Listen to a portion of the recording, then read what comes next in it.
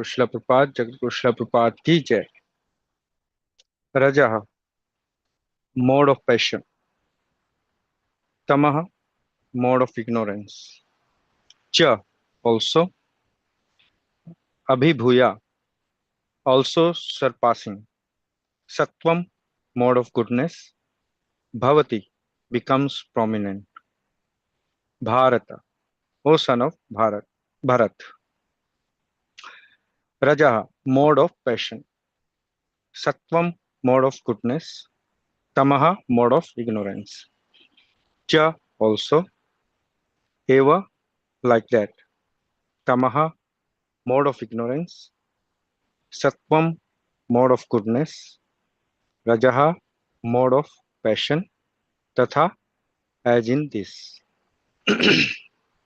So, mode of passion, mode of good ignorance, also surpassing mode of goodness, becomes prominent. O son of Bharat, mode of passion, mode of goodness, mode of ignorance, also like that.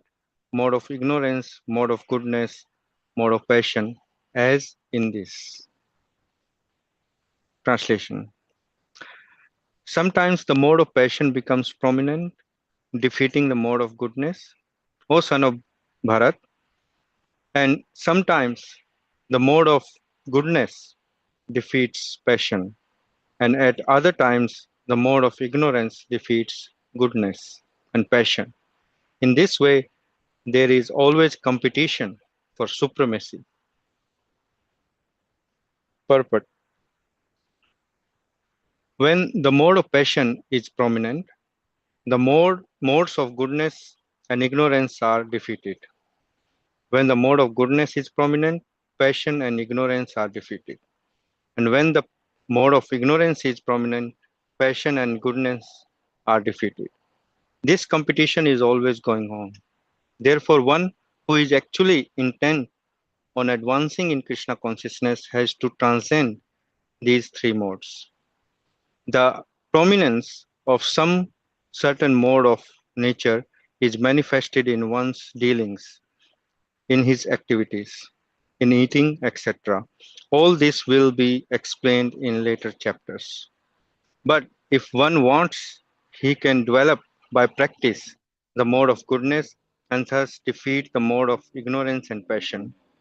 One can similarly develop the mode of passion and defeat goodness and ignorance. Or one can develop the mode of ignorance and defeat goodness and passion.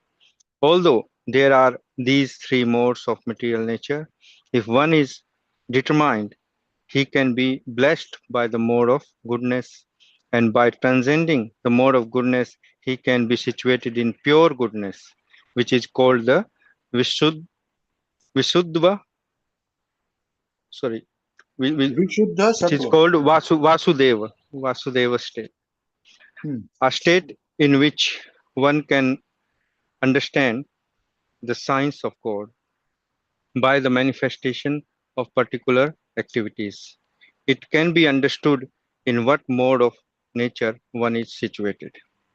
Srila Prabhupada ki jai. I think there was a mention of Vishuddha Sattva in purport that I was studying in another book. Um, so what I realized that this verse talks about the modes of the modes, they defeat each other and getting prominent. Srila Prabhupada is saying that the competition is always going on. But for Krishna consciousness, we have to transcend these modes. How we can see that while, which modes is prominent? So Srila Prabhupada is saying that once dealing and activities, the prominent mode is manifested. If mode of passion is prominent, then one is workaholic and satisfied in working all the time, even on the cost of one's health and family relations. And if mode of ignorance is prominent, then the laziness and no cleanliness and only sense gratification is shown in the activities.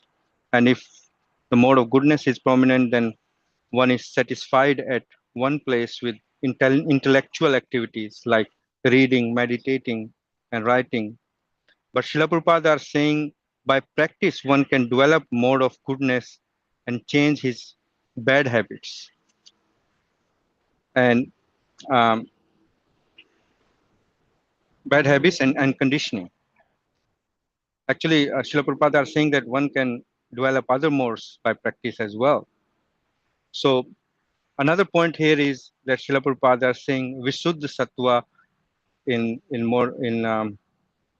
uh, Bhagavad Gita as it is. That's later translated. Sorry, later changed. So pure goodness is needed to understand the science of God. So we have studied in previous verses so far that even mode of goodness is binding us and conditioning us to the happiness. And we have to go beyond this mode to be Krishna consciousness.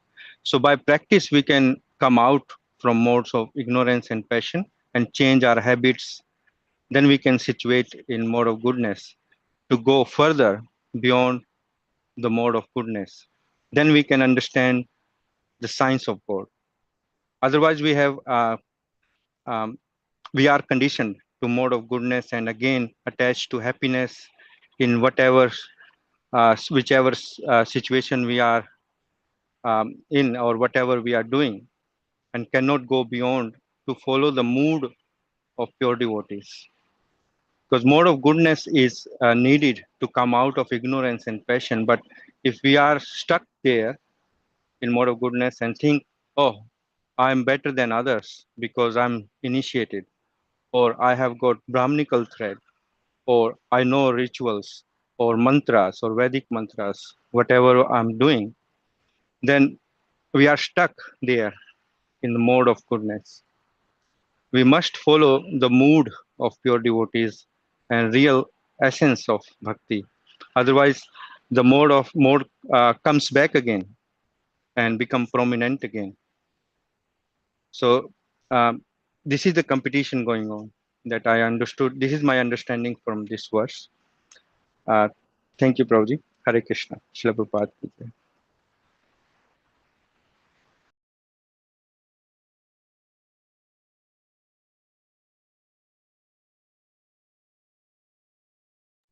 Hare Krishna, dear devotees.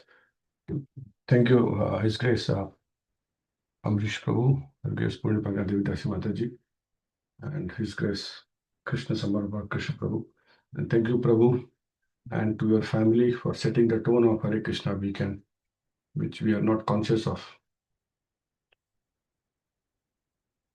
Okay, so I have not given the reference, relation on previous verse as well, and also this. So I try to cover relation on the both because they both are related, both verses.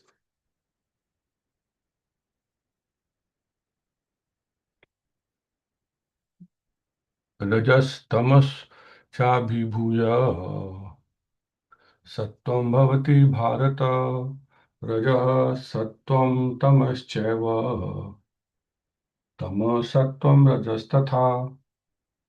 Translation by Srila Prabhupada. Sometimes the mode of goodness becomes prominent, defeating the modes of passion and ignorance. O son of Bharat, sometimes the mode of passion defeats goodness and ignorance, and at other times ignorance defeats goodness and passion. In this way, there is always competition for supremacy. So this is a very technical information which Krishna is revealing to Arjuna, that how things happen and how we do things. And Sanjeev Prabhu very nicely covered and reiterated and reinforced Prabhupada's realizations. But I felt that this is my realization is that's a very technical verse, and it has been referred many times in our scriptures. So whatever has come into my reading, I just quickly would like to share those realizations and what actually have of my what got my attention. So in this purport of this verse, Prabhupada writes, the competition is always going on. This competition is always going on between ignorance, passion, and goodness. This is very interesting. Who drives this passion and how we come into this situation? Uh, More we think and more we get bewildered. It's okay, it's very easy to understand, but as we go further deeper into subject matter, we'd like to discuss. And please correct me, Vishnu, if you think I see that I'm going out of the track. So this company is always going on, and this is reflection of our nature.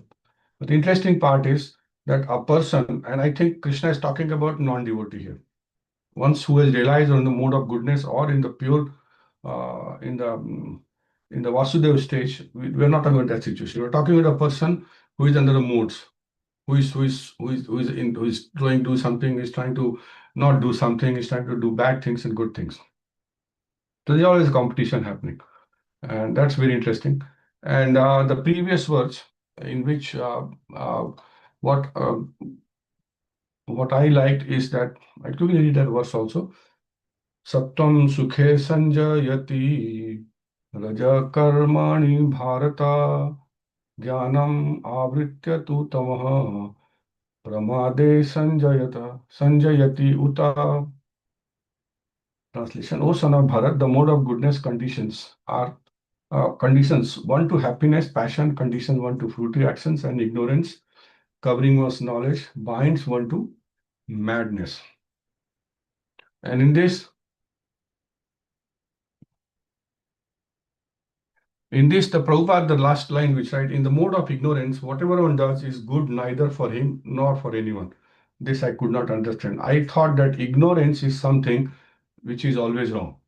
It's affecting someone. But if you are still sleeping, then you are not, I don't know, it's good neither for him nor for anyone. This probably need to be discussed, and I have not fully understood that what Prabhupada actually meaning by this, saying that in the mode of ignorance, whatever one does is good neither for him nor for anyone, unless it is for from the spiritual angle, that those are actually waste of time. When you are in mode of ignorance, whatever you does, it is not going to affect you're not going to progress. So that's what I understood. Now, getting into more technicality of these modes, uh, the whole society. Krishna talks about this in chapter 4, verse number 13. That according to the three modes of material nature and the work associated with them, the four divisions of human society are created by me. So these modes are so powerful that entire society, Krishna has actually created this Chaturvarnya Maya system based on these modes. Modes means our nature. Modes means our nature. So and it comes from Krishna has spoken about this also very much.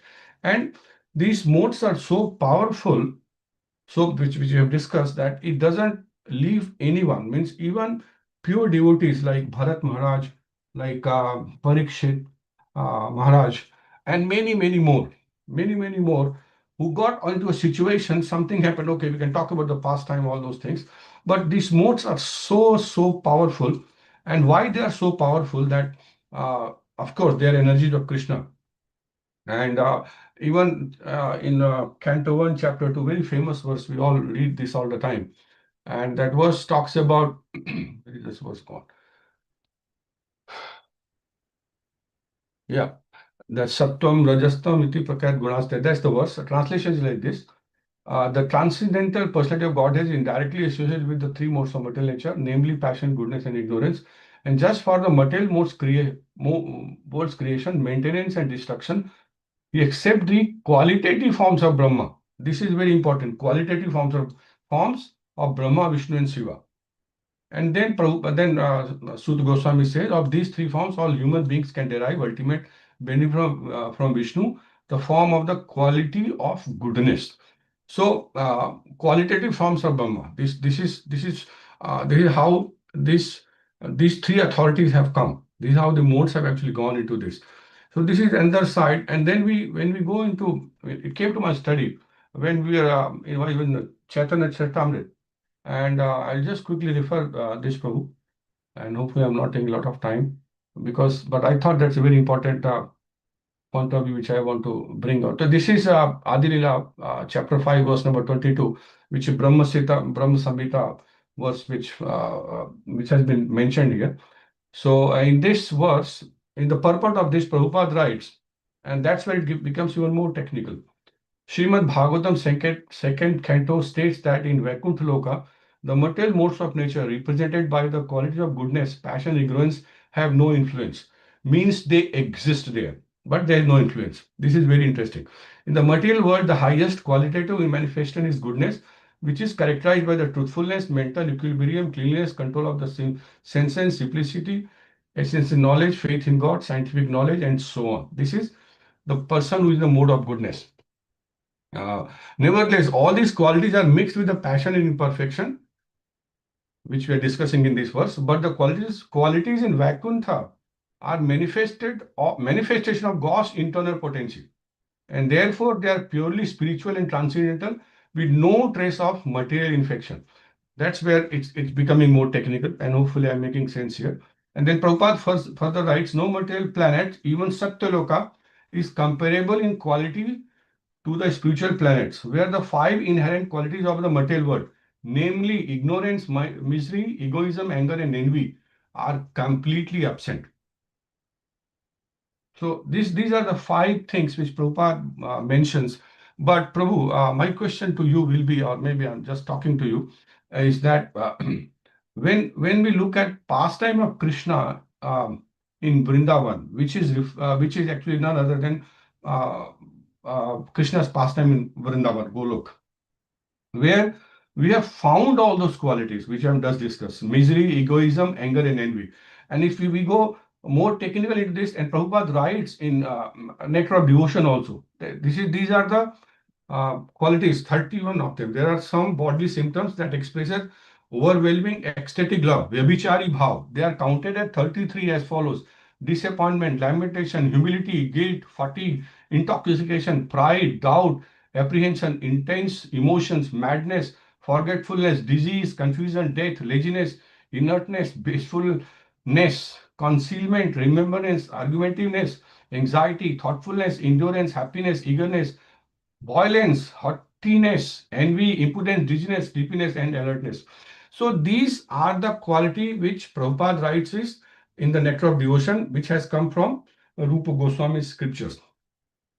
Now, my relation on this, that all these qualities were in Vrindavan, but the main object was Krishna. And that's why they were all transcendental. That's why they were not affected by more. Everybody was doing all those things because they love Krishna so much. So that's my relation, Prabhu, and you can correct me wrong if I'm not thinking on the right track.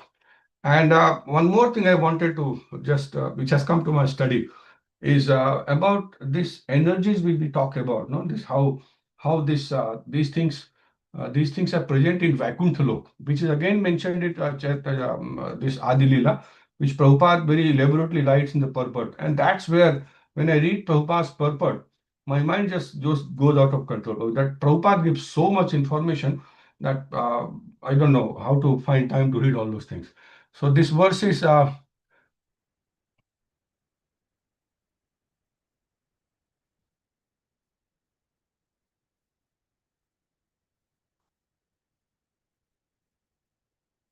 yeah, Adi Lila chapter 5, verse number 27, 28.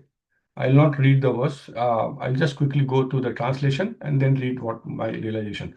Krishna's own form has only two hands, but in the form of Lord Narayan, he has four hands. Lord Narayan holds a conch, disc, club, and lotus flower, and is full of great opulence. The Shri, Bhu, and Neela energies serve at his lotus feet.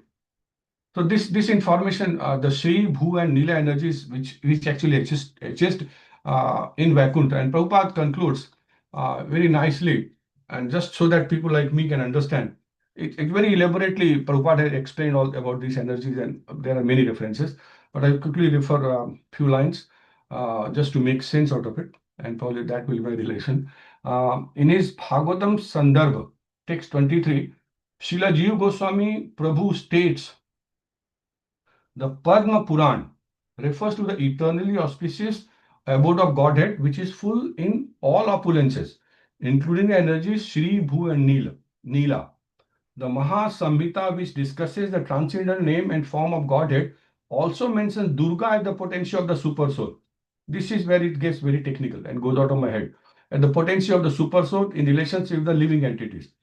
The internal potency acts in relation with his personal affairs. And this material potency manifests the three modes. Quoting elsewhere from the revealed scripture, he states that Shri is the energy of Godhead that maintains the cosmic manifestation.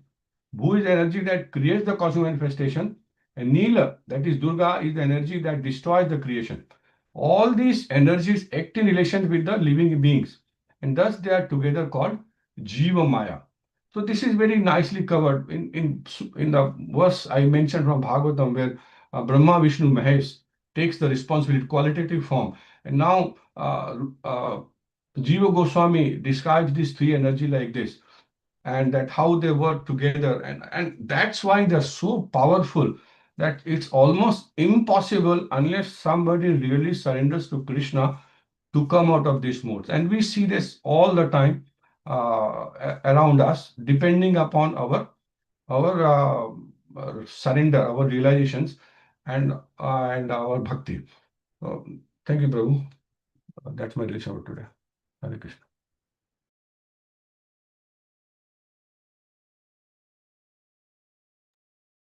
I think you mixed, Prabhuji, with the mode of goodness, passion, and ignorance, with the spiritual energies of Yoga Maya.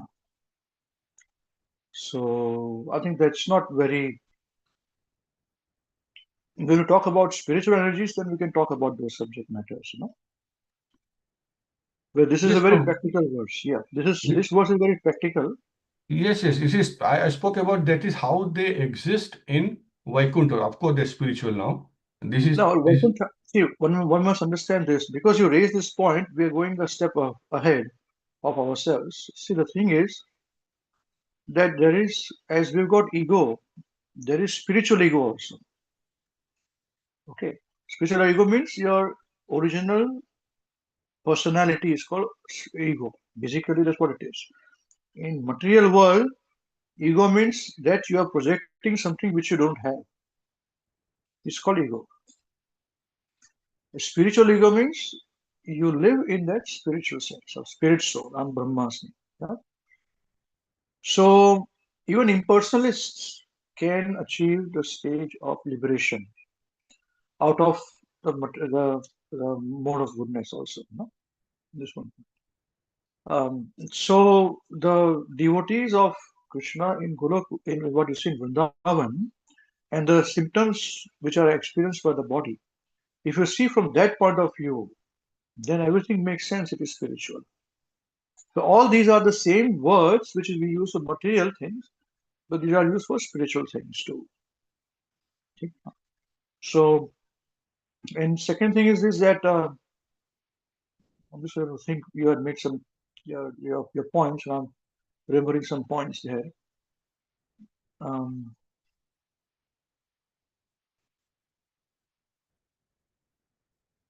um, when you were saying,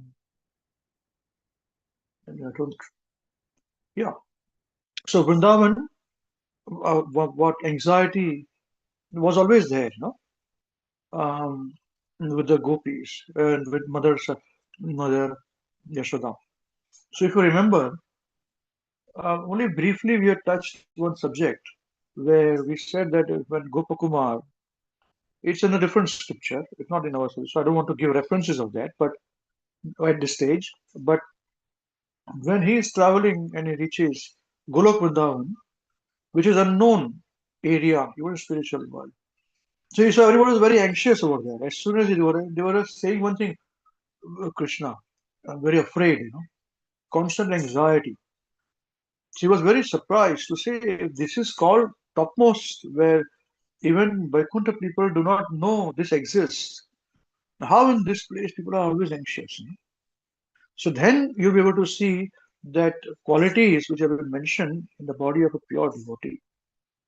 Yeah, and that will relate to this point about the Golok Vrindavan, how they were there. So anybody who manifests those qualities in Vrindavan pastimes, uh, they are of the Golok Vrindavan pastimes.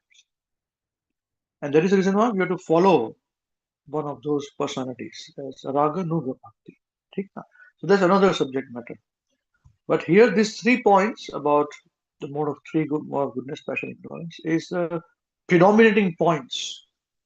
Very practical. And one can see, as you correctly said, that point that um, if we are, if we spend time on it, then we see where we are at. So we always want to see where we are at. And the struggle is not with between goodness, passion, ignorance. Actually, our struggle is to come out of ignorance, to come to passion, and passion and ignorance. These two. Goodness is what we want to achieve. And once we achieve that stage, then we have to fight with passion, ignorance, and goodness. I want to leave that also. So that is the stages. Yeah. Hope I make some sense on this. What you said. I don't want to negate what you said, but just this difference is there. No. Thank you, Prabhu. I fully understand. Actually, I've tried to cover too many things, and that's why it's mix and match. And it's not about what you said made a lot of sense.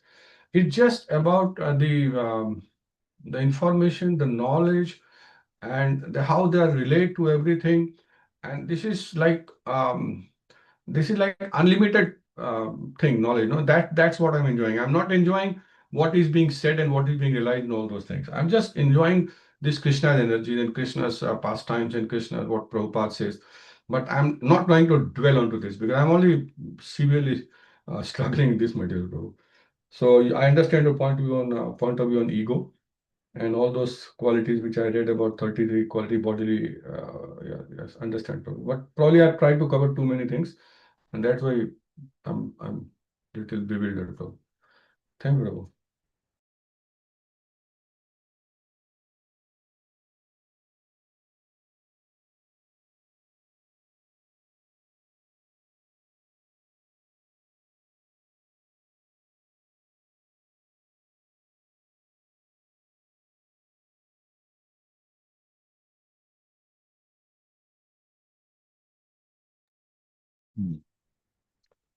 Hare Krishna, dear devotees. Thank you, His Grace Amrish Prabhuji. And Hare Grace Panpige Mataji and His Grace Krishna Samarpan Krishna Prabhu for training us and giving us opportunity to study and share our realization on the Bhagavad Gita verses. And thank you, Sanjeev Prabhuji and Avinash Prabhuji, for sharing your realizations on this verse. Rajas tamas cha vibhuya satvam bhavati bharata rajah satvam tamashaiva.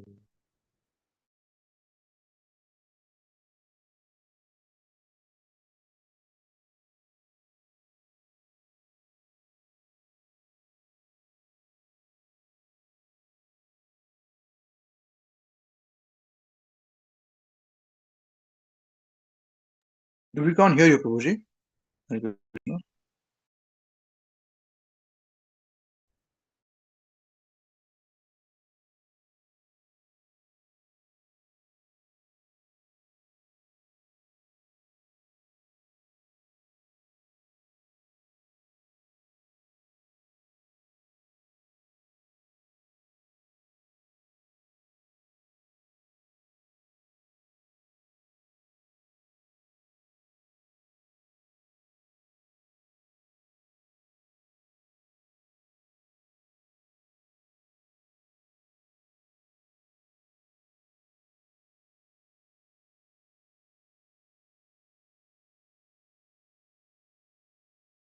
Hare Krishna. Can you hear me? Yeah. Okay, just a minute. So I think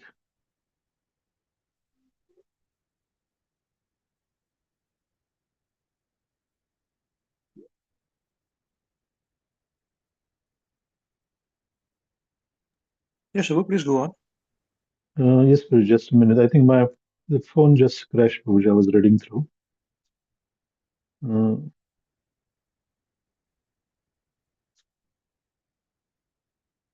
hmm.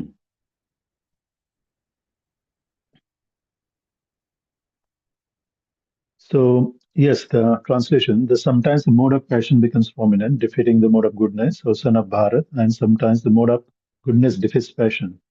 And at other times, the mode of ignorance defeats goodness and passion. In this way, there is always a competition for supremacy. So, in the purport, Srila Prabhupada has very nicely explained how actually that at one time, the one mode is always prominent. And Srila Prabhupada says that when mode of goodness is prominent, it automatically defeats the passion and ignorance, and actually vice versa, other modes. So, but the most important point actually that actually I thought here is that yes, there is always actually competition, and as we discussed in the previous classes as well, that we are always under the mode of under the actually control of a mixture of a mode, not just one mode. And as I spoke previously, that just looking at myself, I always think that we're always hovering, the mode of ignorance and passion is always in one of them. And try to actually, we are actually been instructed to be in mode of goodness. So yes, actually, we are trying to actually, somehow elevate ourselves under the mode of goodness, but it's not always practical, for me at least, because whenever we are actually, engaged in our material jobs, yeah, it's very hard to actually stay in a mode of goodness. Uh, and also, ignorance is always, we're always actually dragged into every time we get angry, or actually we are associating with the materialistic people or even the relatives. I think that we are easily get dragged down. So yes, actually, we are always, actually influenced by the mixture of modes. But here, Srila Prabhupada says that one can, by practice, that he can actually choose to become under the influence of a mode of goodness. So that can be done, and it is manifested through one's activities. So I was actually thinking on that point, because we always heard, that people always, even me, always actually sometimes, give the excuse that we are always in that mode. Even initially, I didn't even understand what are those modes and how they actually act on a person.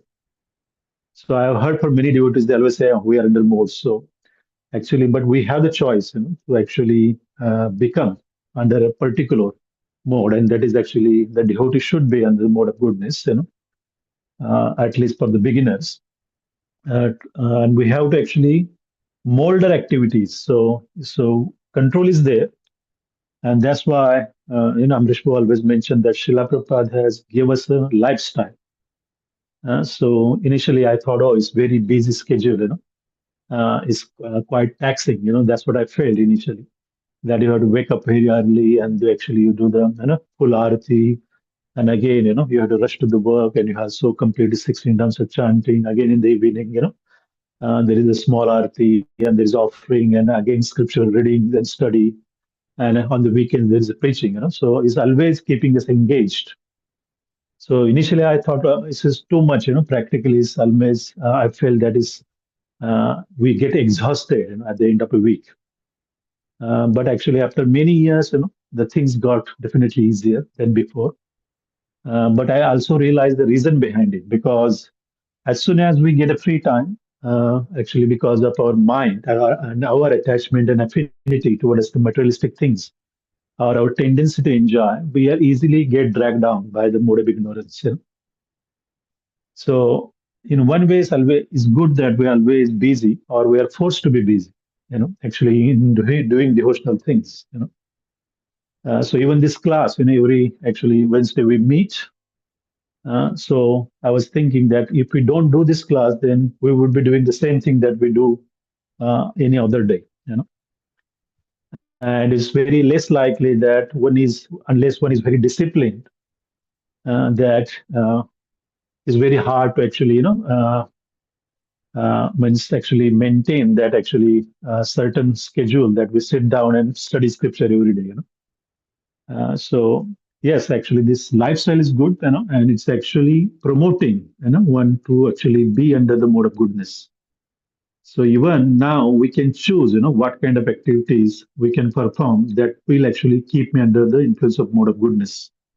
So more scriptural study we do, more actually devotional activities we do, the chances that we will actually get closer and closer to this objective.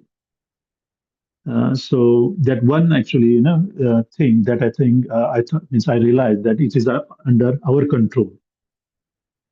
So even in the actually material jobs, actually even Amrish Prabhu once actually asked the question that, do you think that you are still doing the material activities? So this was many years ago, and I said yes, of course yes, because I go to the work, I do other things than devotional services, so I'm doing material activities, all the time. But he said no, we don't do any material activities, and also he actually gave the reference of Guru Maharaj's instruction that initially for beginners, there are two businesses, So one is actually our devotional. First business is our devotional service, and second business is our material activity, material business. But later, when one progresses on this path of devotional service, there's only one business, because everything is actually molded, keeping Krishna in the center. So even actually the things like actually doing the material job, the ultimate objective of actually material job, whatever income or profit we derive, has to be engaged in the devotional service. So that also gets spiritualized. I didn't realize those points at the time. So yes, actually, even we are actually engaged in material activities, but if we keep the focus, the end result of those material activities, if we dedicate, in the service of Krishna and his devotees, then those material things also will actually become spiritualized, and then you can achieve the stage that you are not doing any actually the material thing. Everything is actually spiritual, and that will help one be under always the control or influence of the mode of goodness. So that was actually I was thinking, when I read this verse. And the next important point, Srila Prabhupada mentioned that for advanced devotee, one has to transcend the even mode of goodness. So Sanjay Prabhu also mentioned this point. So actually, I remember this verse, from chapter 7, where actually Krishna is instructing that Daivi hi yasha gunamai mama maya durattaya mam eva prapandante mayam etam tarantite. So here, Krishna clearly said that, one who surrenders, the one who actually completely surrender, at the lotus feet of the Krishna. And we discussed this point. The surrender is not actually, just the Danvat Pranama, paying the respect. Surrender means actually implementing the instructions, given in the Bhagavad Gita, and instruction coming from your spiritual master, of course, and others scriptures. So if we do that, that means complete surrender, and it makes sense that actually when Krishna says that one who surrenders, unconditionally, he can easily cross beyond these modes. So I realized that yes, if we're actually following the instructions, even actually, transcendental measures of Guru Maharaj, we are reading all the time. It's given in such a simple, language, easy to understand. But when I think about implementing those, it's not very easy.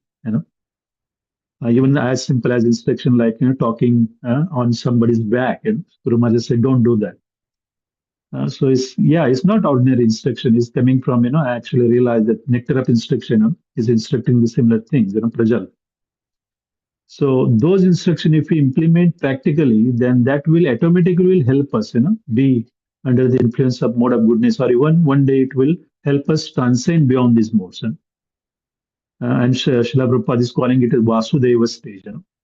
So I always thought, actually that when we always discuss about the Brahma Bhuta stage. When one attains to the Brahma Bhuta stage, he is beyond the motion. So for him, is a stone and gold is the same. He does not lament if he lose anything.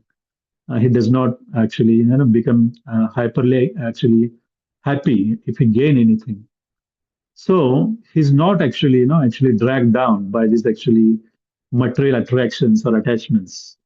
So I think think is maybe the Vasudev state is similar to Brahmabhuta stage. And I also remember that Amrish Pur said that pure devotional service actually begins when one actually liberates or actually one attains the Brahmabhuta stage. Till then, it's a mission bhakti. It's always contaminated with our actually motives and all that. So yes, the most important point for me, the takeaway point for me is that yes, I have the control. I can perform such activities that will help me to be under the influence of the mode of goodness. So yeah, this is my realization. Hare Krishna.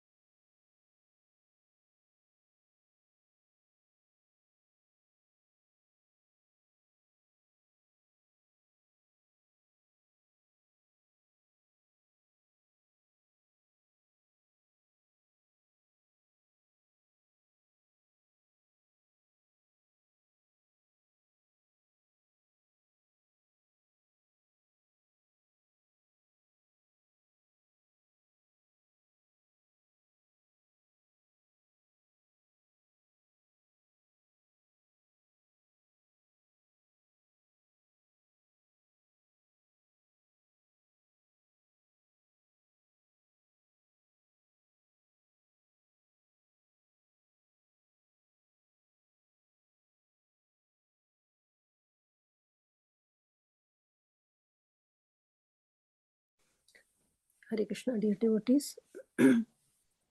Thank you, His Grace Amrish Prabhuji, Her Grace Purna Pragya Devi Dasi Mataji, and His Grace Krishna Samarpan Krishna Prabhuji for engaging us every week and creating this platform to where we can learn from other devotees and engage in our bhakti. And thank you to all the wonderful devotees for your nice realizations.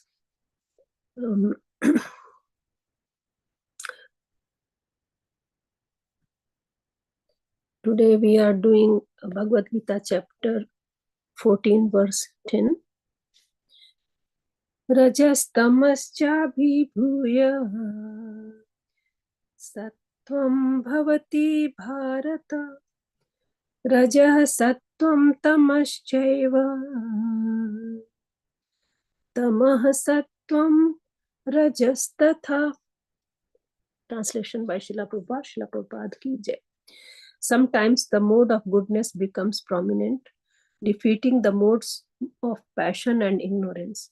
O son of Bharat, sometimes the mode of passion defeats goodness and ignorance, and at other times ignorance defeats goodness and passion. In this way, there is always competition for supremacy. So as everyone has already shared how the supremacy of the one of the mode is always there. We are working always in the modes because we are in material world and we are born with these modes. So there is always competition going on between goodness, mode of goodness, mode of passion, and mode of ignorance. And it depends which mode is prominent on which time. Also, as His Grace Amrish Prabhuji said, that there is, because we have to first come out of mode of ignorance to passion, and then from passion to ignorance, because it's a gradual process, basically, what I understood, if I'm not wrong. Then if we once we reach the mode of goodness, then we should try that we should not go in the lower modes. That is our goal. And then we should, from mode of goodness, we have to go to Vishuddha Sattva, Vasudev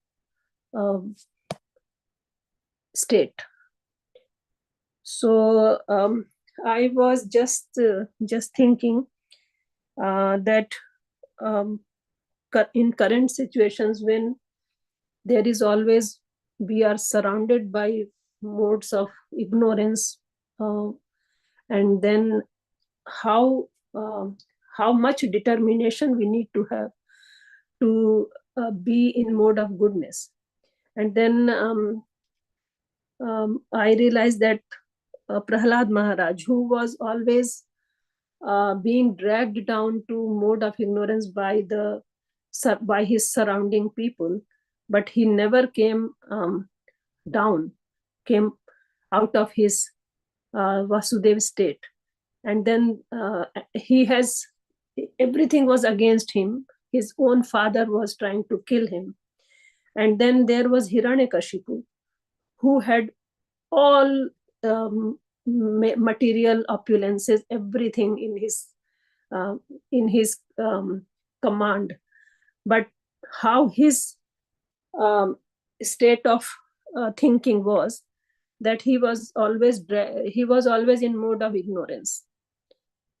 Although he was showing in some instances, we see that he was just giving gyan to his when his brother was killed, and to his wives he is giving gyan about the soul, but basically he was in mode of ignorance all the time.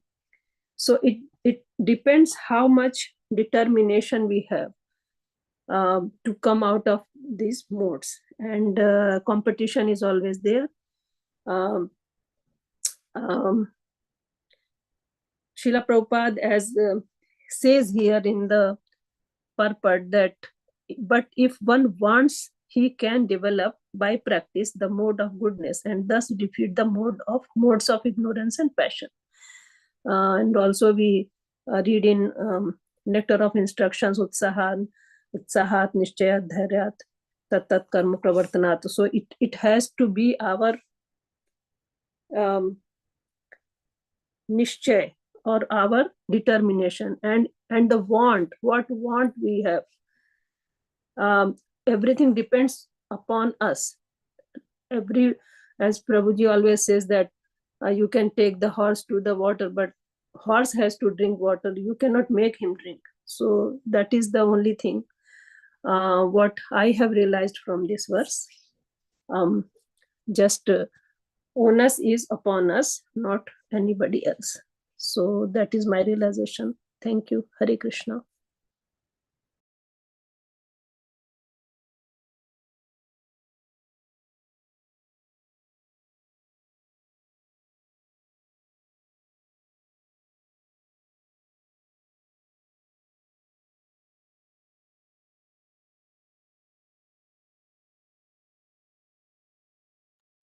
Hare Krishna, dear devotees. Thank you very much for all your wonderful realizations and very nice examples also. That's very nice, As I said, my role is pointers. There are much to say on this. Or let's start to say this point that when we discuss the pastimes of Krishna with his devotees, we have to understand that those devotees who are mentioned in the Srimad Bhagavatam are those devotees who are practicing and conquered these modes. So, for example, here we're talking about Vasudeva or Vishuddha Sattva. Vishuddha Sattva means truth. Vishuddha means there is nothing in it. It's pure goodness. So as we have to leave, as all of us discuss, we have to leave with this material goodness, because even that is tinged.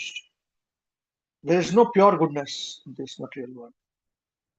There is also tinged with passion and ignorance. It's very difficult, very dangerous. So Vishuddha Sattva means where there is nothing, only pure Sattva is remaining, pure goodness remains. And this is a very, very advanced stage, a very difficult stage to have. Nobody can stamp somebody to say, now he's in Vishuddha Sattva and you are follow. No. That person knows whether he's in Vishuddha Sattva or not. There are many qualities of it. Most of the time, we will not be able to understand the qualities. The person standing in front of us is in Vishuddha Sattva, we will not even realize it. You see. So, because for that, we should be in Vishuddha Sattva too. Then we understand on what platform this person is acting on. Yeah. So, this is a very practical verse, as I was saying. Now, just to understand this point about mode of passion, goodness, and ignorance, they're constantly working with each other, trying to have dominating effect. Now, how do we understand this in practical terms? Practical terms can be understood in this way that a person in, say, a Shudra mentality person, laborer, means he works for somebody. He does not have the capacity to create work, which a Vaishya has. So Vaishya is in the mode of passion and ignorance. Shudra is in ignorance. You give him the work, this work you have to do, so many hours you have to study, so many hours you have to work, this is the money you get paid. Okay, fine. This is my work I'm doing, money I get paid, I'm done. Whereas a Vaishya says, okay, I have to create the work from nowhere. So he finds and sees, okay, what is the business opportunities? Now, of course, we're talking about Vaishya meaning those who are in Krishi, farming. That's true, in true sense. Yeah, Vaishya. But if you see that qualities of that is the same. Out of nowhere they do create opportunities to make money, then do the work and make money. So he does double work. Creates opportunities out of nowhere, takes all the risks, and then he makes money, does the work, just like Shudra, and makes the work. And then when the work becomes more, he employs other people for him. Shudras for him. So this is Vaishya, passion and ignorance. Shudra only ignorance. Then you got Kshatriyas, who are masters, managers, administrators, landowners who collect taxes at the most that way. No? So they are in passion and goodness, mix of these two. Because they will not go to Shudra level. They will die, never go to Shudra level. They will not do Vaishya. At the most, little bit of Vaishya they can do. But they will not go down. Not possible. Now, Brahmanas are in Shudra, are in mode of goodness. Goodness means you don't have passion involved. So their activities are very different activities. They live of begging, but they don't depend upon begging. There's a difference. They live of begging, but not depend upon begging. This is mode of goodness. Or they work and they earn under, under the king or whatever it is. But not as a Shudra. They work as a guidance, a guide. King gives a donation, he takes it. That's it. No further demands. But very powerful. The Krishna likes Brahmanas. Guru Brahmana, Go Brahmana Hitayacha. Go means cow, Brahmanas, Hitayacha means he likes them very much. He works in their favors. Krishna always works in Brahmana's favors. So now what happens is this, in a day-to-day situation, even among devotees, you will find that majority are Shudra level people. They cannot think. They just follow. Then you've got others who say, no, this doesn't make sense. Let us read, let us study. And this is how it is. Now they will never fit into the Shudra level devotees. Masses, they will not fit into these masses. Because those are again Brahmana Kshatriya level qualities. They always try to walk alone. To say, okay, fine, I'll follow this, no problem. I'll do this, no problem. But they create their own way, and people follow them. They create their own tribe, as they say. So they are working not on the lower platform, lower level. So what happens is those people who are acting and working on the lower platform of goodness, of passion and ignorance all the time, fighting there, they will not be able to understand what this person is speaking, what is his vision, what are they doing. You see? So there's a gap there. And in Kali Yuga, everybody thinks they are great, born in a plate, in church gate. Sorry, but everybody thinks like that. So in the previous time, those Brahmanas, the Brahmana Kshatriyas, they had very powerful personalities and they can do things. Nowadays, it's not the case so much because they're pure devotion. People don't even understand what is pure devotion. So they think this is pure devotion. That is pure devotion. But pure devotion activities are very different. And that is what Srila Prabhupada gave us. Now, what activities Srila Prabhupada gave us is complete Brahmanical activities. What Brahmana do? Wake up early in the morning. Now, if you have to wake up and do physical labor, you won't be able to do that. Mangal Aarti. And do physical labor. Toiling, all those things, very difficult. You see? So these are the temple lifestyle Prabhupada is given. We should not confuse between the two. And today, many devotees, they don't do all these activities. They don't. Those who are rich in India, their servants do it. They worship and all that. And the Prabhupada rejects that point, you see, in Shravanam Kirtanam Vishnu Smaranam. So we have to understand where we are. That's why I said it's very important to understand what is affecting me. We should know our limitations. Once you have your base limitations understood, then you know what you have to achieve. Because otherwise, Shudra level, you think I'm achieving this, I'm chanting Hare Krishna, I'll be achieving, oh love of God, and only people can do, I cannot do all these things. What do you mean you cannot do? Why you cannot do? Aspiration is not there. They live and die and just following this, that. And amongst them, if somebody is acting, creating his own path, preachers, others will not understand what they are doing. They'll become envious, they are sidelined, they are used because they are of a Shudra mentality. You see, this is practical part. Those who are acting and influence on the higher level of higher modes, they are influencing by the higher modes, they act on those levels, on those modes, and they're very different to lower modes acting. They go to sleep in some time. The mind wanders away, finished, So acting is different, their work is different, their thinking is different. So this is very practical part. And we have to understand this thoroughly. Then we understand what did Vasudev do when he spoke to Nanda Maharaj when they met. The pastimes. We mix all these things together. You see? Completely mixing. Now, if you understand these differences, and then we understand that devotees act on certain platform, then just I'll give one example of this of a pastime, okay? This pastime is that when in Kurukshetra, there was a big event. I've made a lot of notes on this particular Kurukshetra pastime only. It is so beautiful, extremely stunning. So one very basic part of this is this, that when Mother Kunti they met all after long time, met Vasudev, brother. So everybody was very happy and all, but Kunti mother had her own difficulties, always distressed because the father had died, her husband had died.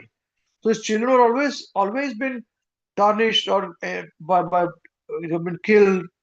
The always problem was the Pandavas.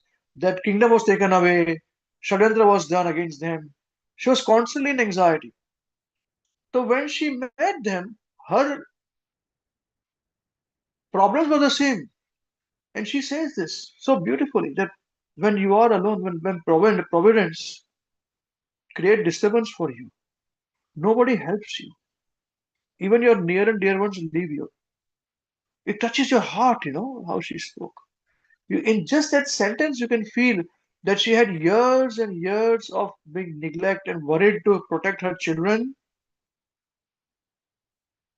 Because even her other co-wives had passed away, taken sati with her husband, and she was managing other children of theirs.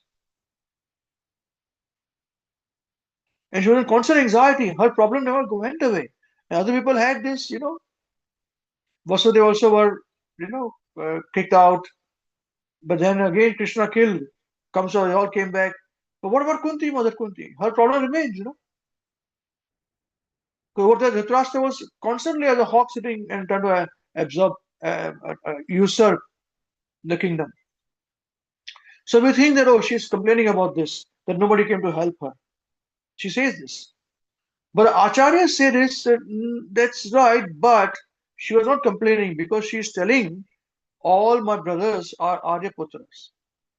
So she said, my brothers are Aryaputras, but nobody helped us. He said, because they're saying Aryaputras, they're Aryas. So she was not complaining about them, they don't help her. You see? But at the same time, Vasudev accepted and said, yes, you are right, sister, what can we do? Because Kamsa had dispersed us. We had to run away, hide away. It's now that we are coming together, that we are coming back to our senses. So just understand this, at a very different level they are interacting. Whereas the person in mode of passion and ignorance, he said nobody came to help us, she would curse this thing and the brothers and all those things. And the brother would also fight. You are talking about yourself only, we are also having a problem, all those things going on. So both of them had to be in mode of goodness and Vishuddha Sattva. Vishuddha Sattva. Only then they can be approached by Krishna and they can approach Krishna both ways. So this is the practical part of what we understand day-to-day situation, that people who are dead, others will not understand what they are doing. So they will not follow what they are doing. And those who are influenced by these higher modes have to understand, nobody is going to understand me. But I have to achieve a higher purpose. So I have to do this at any cost. Because who will do it otherwise? Everybody is Shudra. You see? In Kali Yuga, everybody is Shudra. Born as Shudra. No matter how much you do samskaras, they don't change. Because samskaras have to be practically implemented with those mantras and all those initiation, as we call them. Other what? You're the same Shudra only. They're Shudra, this Shudra. Don't think beyond that. You see? This is the point to be understood. This is a practical aspect. And other last point is this, that we think that mode of goodness means a Brahmana is very meek and humble, 100%. But very ferocious. Brahmanas are very ferocious. They are very meek and humble. They do not fight with anybody. But when they see others being tarnished, other Brahmanas, they act like fire. At that time, if you keep quiet, then you're not a Brahmana, you're a Shudra. Understand this point? A Brahmana, a Vaishnava, is very weak. Somebody is giving them, putting them down or demeaning them, they don't fight back. Just keep quiet. Lord Shiva kept quiet. But other Vaishnavas, the Brahmanas, they act like fire. They say, what do you mean? This person not speaking, so he's like this or what? Then that is what you can go to Vishuddha Sattva. Do not think that by, I don't know, keeping quiet, you are going to Vishuddha Sattva. That is uselessness. You have not learned anything from me then. I'll give an example to you of Guru Maharaj talking to me about this many times. So when the opportunities come, show yourself if you are Vishuddha Sattva, or at least you are trying to achieve that. Do not remain in mode of ignorance and passion, keeping quiet. Very wrong. And Krishna will give opportunity very rarely. Believe you me. I'm telling you with a lot of experience. And in that opportunity, if you do not capitalize, you will not get the opportunity again. But those who capitalize it, they get the tick mark in Krishna's eyes. So for that, we should understand what is right and what is wrong. If you don't understand it, then you will remain where you are. These words will become just words. We will study very nicely. If we are very fortunate, we will study very nicely, but practically, we won't understand this. Or if you are unfortunate, we won't even study this. We born in ignorance, live in ignorance. We have the opportunity to do so. Prabhupada books are there. But action in Krishna consciousness is very, very important. Only then can we get wisdom. Yeah? So these three things, I thought I must mention this. This is very, very practical verses, these are. And we have to act on these points. Then we can see the pastimes of it. Then we can actually, I can tell you, when you chant, you can absorb yourself in some pastime that how did this devotee, what do you mean? This devotee became stunned. Others could not understand what is going on. They all in Visuddha Sattva, but still some of them were stunned, others were not. What do you mean by this? You will know this, you will ask this question only when you implement this. Otherwise, this question also will not ask. We mix everything together in the mixed bag. Yeah, this is the point, So that's why we, as a Vaishnava, we have to be Brahmana also, we have to be Kshatriya too, we have to be Shudra at times, we have to be Vaishya also. Because a Vaishnava is above everything. He serves all these people. Although he's above everything. But it's very difficult for people to understand who's a Vaishnava. Because we have got our own simple definitions which fits us in our pocket. This is definition, so I'm okay with it. And we don't want to create any hassle. Yeah, this is what happens practically. Yeah. Okay, Hare Krishna. So we should complete now here. Any burning questions anybody has anything to say before we move to the next point? Thank you, Hare Krishna. Hare Krishna, Prabhu. Thank you for sharing your heart, Prabhu. Very nicely explained. I've got a little question, Prabhu. I had come to that my study and probably we have discussed also that people, even if they are not in mode of goodness, they also go back to Godhead. In mode of is that true, Prabhu, or is what is, or is my understanding is wrong? See, modes are affecting the body, right? But if you are able to remember Krishna, is the most important thing. You will not be able to remember Krishna if you are affected by all other things. So people in mode of goodness, even they cannot remember Krishna all the time.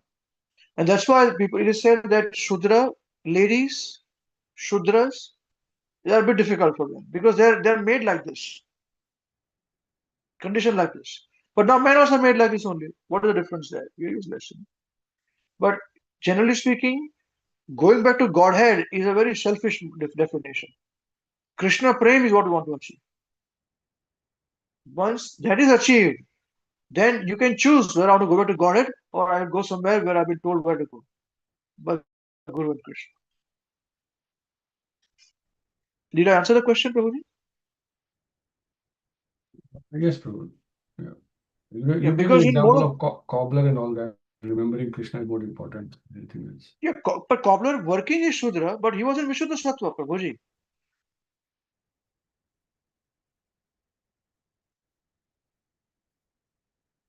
Sometimes a Vaishnava, as I told you, is very difficult to understand. Find out a Vaishnava. He may be working as a cobbler, but he's a perfect Vaishnava, completely detached. Remember, observing Krishna. So he's not in passion. Artificially, he's looking in passion. His consciousness is very different consciousness. Yes, bro. This modes and how they work and how this is unfathomable. This is Krishna's Yeah. energies and So the first step is to understand where we are at. It's very absolutely right. important to understand what modes affect me. Yes. Okay, this mode affects me. Then you practically see it's affecting me, not affecting me. As a base modes. So this is a base mode. I'm always in this level. Okay. Now I need to understand a bit more how to go up or go down, whatever it is. But the base mode where we are in, this will take time, and this will really, really challenge us because we think we are very big, but we are not that big. We are at our level. The moment we think we are big, we are stupid number one, Prabhu. That's what my understanding. And you rightly said, Prabhu. You say all the time, Prabhu कृपा जब जानिए जब दिखे अपना दोष. You're so right. Bilkul. And we get opportunities to show what we learn. I'm telling you this, Prabhus. I'm telling you this. Very rarely those opportunities come of serving a Vaishnava like this. And if we miss that, will remain there. It will be very difficult. Sometimes these are all, in that snake and ladder, you get ladder to go up fast. There are ladders. The opportunities come to speak, we don't speak. Or act, we don't act. For whatever reasons we are. It means you are in lower modes. Yeah. Okay. Anything else? Anybody else wants to say anything?